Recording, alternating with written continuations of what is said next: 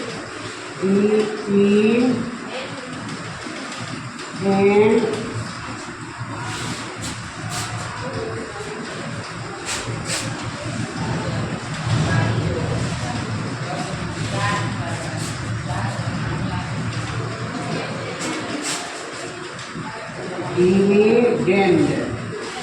ना, dividend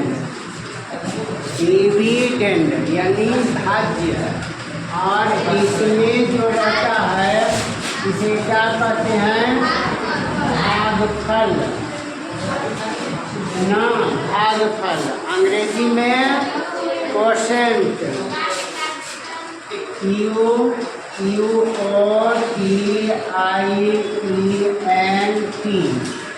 quotient ना, QUOTIENT, quotient. और नीचे जो बच जाता है उसे क्या कहते हैं? रिमाइंडर या शेषफल ना। नीचे जो बच जाता है उसे क्या कहते हैं? शेषफल या रिमाइंडर। तो लिख दूंगा बाद में। अब यहाँ पर देखो, अब यहाँ पर भाज्य भाजक से कम है तो क्या करते हैं? उस स्थिति में क्या करते हैं? तो यहाँ पर शून्य देकर के एक दशमलव देते हैं, शून्य देकर के एक दशमलव देते हैं। अब यहाँ पर एक शून्य। अब देखते हैं कि भाज्य भाजक से अधिक हुआ कि नहीं। यहाँ पर भाज्य भाजक से अधिक हो गया। अब भाजक का पहाड़ा पढ़ेंगे, पहाड़ा है ना। तुम लोगों को अधिक से अधिक पहाड़ा याद करना है, जितना अधिक हो सके। तो यहाँ पर ये आसान है, 100 का पहाड़ा पढ़ना है। यहाँ पर 360 है तो 100 का पहाड़ा कितने बार पढ़ेंगे? 100 के पहाड़े में 360 है? नहीं है। तो इससे थोड़ा सा कम है ना पढ़ेंगे। पहले इससे अधिक पढ़ कर देखेंगे। इससे अधिक है, अगर 4 बार पढ़ते हैं, 4 बार तो कितना आ जाता है? 400। तो 400 इससे कम है, ये अधिक है ना। 400 इससे अधिक है तो कितने बार पढ़ेंगे? 400 कितने बार में आया था? 4 बार में। तो 3 बार पढ़ेंगे, 3 बार में कितना होगा? 300। यहाँ पर लिख देंगे 300। कितने बार में आया था? 300, 3 बार में। तो यहाँ पर 3 लिख देंगे। अब यहाँ पर देखो, भाग में घटाया जाता है कि जोड़ा जाता है? घटाया जाता है। यहाँ पर घटाव का चिन्ह लिखना है ना। बहुत स्टूडेंट चिन्ह नहीं लिखते हैं, लेकिन चिन्ह लिखना जरूरी होता है। तो यहाँ पर चिन्ह। अब यहाँ पर शून्य में शून्य घटाएंगे तो कितना होगा? 0, 0। अब ये 6 में से 0 घटाएंगे, कितना होगा? 6 ना, उतना ही रह जाएगा। अब ये 3 में से 3 घटाएंगे तो कुछ नहीं ना, या कट कर देंगे, कट हो गया है ना, क्रॉस। अब ये यहाँ पर दशमलव का मतलब होता है कि जब तक है ना शांत नहीं हो तब तक भाग देते हैं। या प्रश्न में यदि पूछता है कि दशमलव के बाद 2 अंक, 4 अंक या 5 अंक जितना, तो उतना तक हम आगे ले जाते हैं। तो यहाँ पर ये नहीं पूछ रहा है ना, ये नहीं कह रहा कि कितने अंक तक है। तो हमें क्या करना है? कुछ अंकों तक ले जाना है, यानी 4-5 अंकों तक ले जाना। तो यहाँ पर 60 है। अब 60 इससे कम है तो फिर क्या करेंगे? अब यहाँ पर अब दशमलव नहीं देना, बार बार दशमलव नहीं, सिर्फ एक बार दशमलव दिया जाता है, सिर्फ एक बार। अब यहाँ पर सीधे एक 0 उठा देंगे, 0 ना। और ये कितना हो गया? 100 हो गया। इससे अधिक हो गया तो सत्यानाथ कितने बार में? 6 बार में। 100 के पहाड़ा में है 100 बार में, यहाँ पर 6 लिख देंगे ना। तो ये 600, ये 0 0 गया तो कट, ये भी कट, ये भी कट। तो शेष फल कितना बचा? कुछ नहीं ना। तो इसको क्या कहेंगे? शेष फल। शेष फल अंग्रेजी में रिमाइंडर। रिमाइंडर क्या कहेंगे? रिमाइंडर ना। जिसे नहीं पढ़ने आता है लिख लोगे, अगर अंग्रेजी में जो कमज़ोर है तो लिख लोगे ना। इसे भी लिख लोगे, इसे ना। देखो इसे क्वोशिएंट नहीं पढ़ने आता है तो लिख लोगे ना, क्वोशिएंट। और यह है रिमाइंडर।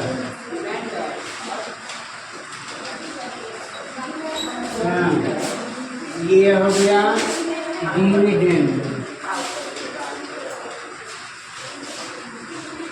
डिविडेंड ना।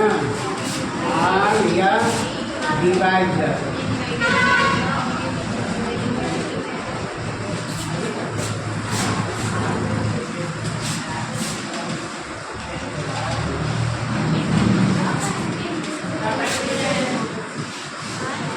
बेटा हो गया डिवाइडर।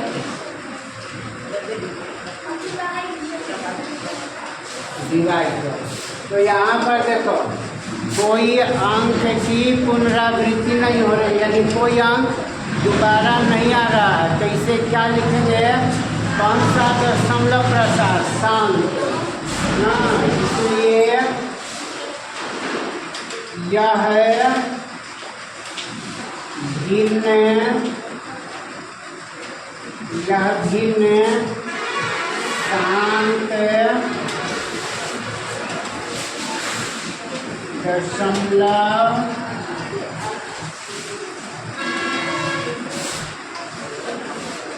प्रसार का है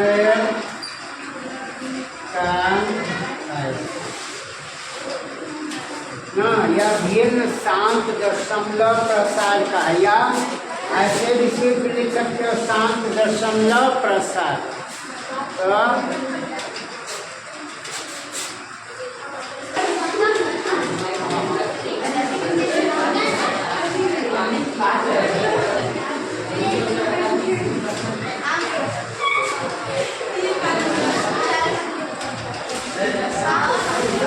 अब यहाँ पर देखो दूसरा प्रश्न है 1/11। अब इसे देखना है कि यह शांत है क्या शांत है। तो इसमें हर में 1 पर 0 नहीं है ना, इसमें भाग देना पड़ेगा। तो 11 से भाग करेंगे 1 में, तो 1 कम है ना।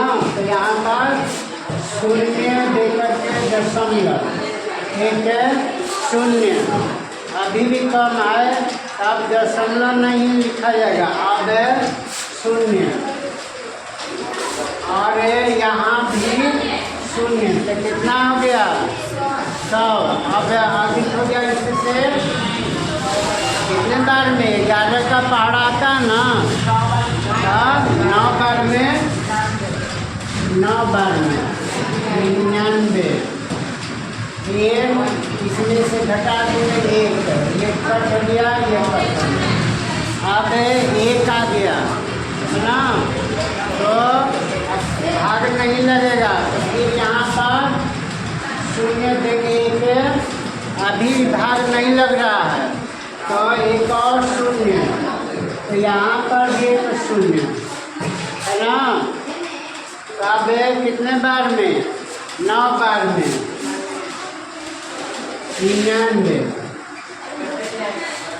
फिर ये देखो फिर 1 आ गया ना, फिर उसी तरह से है ना, यहाँ पर 1 शून्य, यहाँ पर ना 2 शून्य,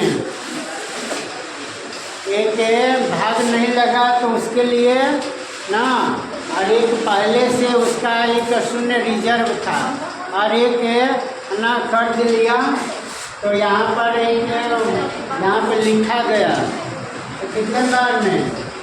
9 बार में।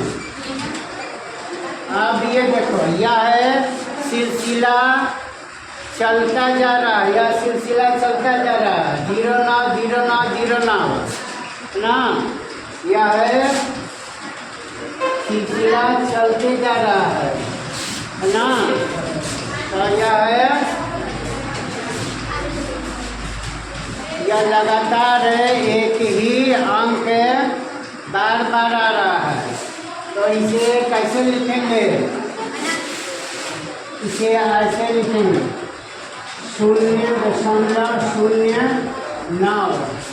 यह है एक ही अंक बार बार आ रहा है, तो इतना लिखकर के इसकी माथे पर ये छत डाल देंगे ना, छत डाल देंगे, तो यह किस प्रकार का दशमलव प्रसार होगा?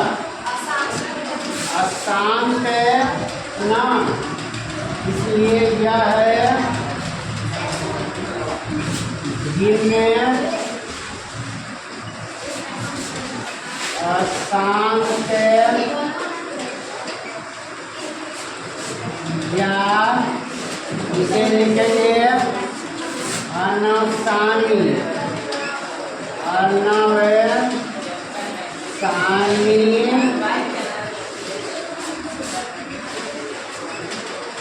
पुनरा, देखो पुनरावर्ती भी लिख सकते हैं, पुनरावृत्ति भी लिख सकते हैं, दोनों का अर्थ एक ही होता है। तो किताब में उत्तर में दिया पुनरावर्ती ना, पुनरावर्ती दिया है, तो किताब का उत्तर लिखेंगे पुनरावर्ती, यानी पुनः जोड़ आवर्ती। हाँ, यही यह भिन्न अशांत या अनशानी पुनरावर्ती दशमलव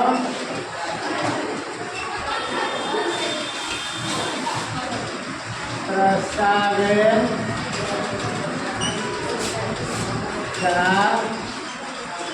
है।